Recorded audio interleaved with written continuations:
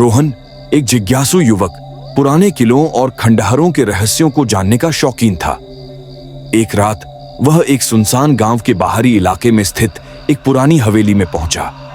गांव वाले उस हवेली को भूतिया हवेली कहते थे और वहां जाने से डरते थे, लेकिन रोहन को इन बातों पर विश्वास नहीं था।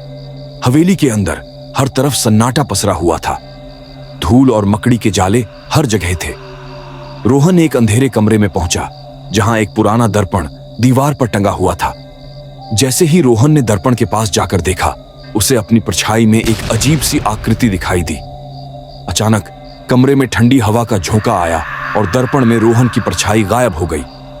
उसकी जगह एक भयानक आकृति दिखाई दी, एक ब्रह्म राक्षस।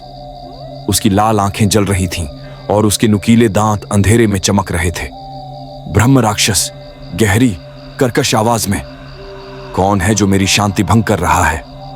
रोहन डर से कांपने लगा, लेकिन उसने हिम्मत नहीं हारी। रोहन डरते हुए, मैं सिर्फ इस हवेली के बारे में जानना चाहता था। ब्रह्म राक्षस, यह हवेली मेरी है और यहां कोई भी जीवित इंसान नहीं आ सकता।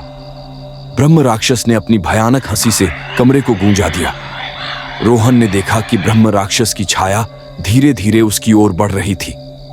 कमरे में घुप अंधेरा छा गया और रोहन को लगा जैसे उसकी सांसें थम रही हों।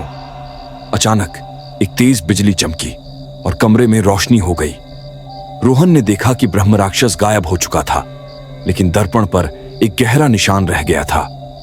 रोहन समझ गया कि वह एक भयानक खतरे से बाल बाल बचा है। वह तुरंत हवेली से बाहर भागा और कभी वापस नहीं आया। कहानी का अंत। गांव वालों ने रोहन की कहानी सुनी और उन्हें यकीन हो गया कि हवेली में सचमुच एक ब्रह्म राक्षस रहता है।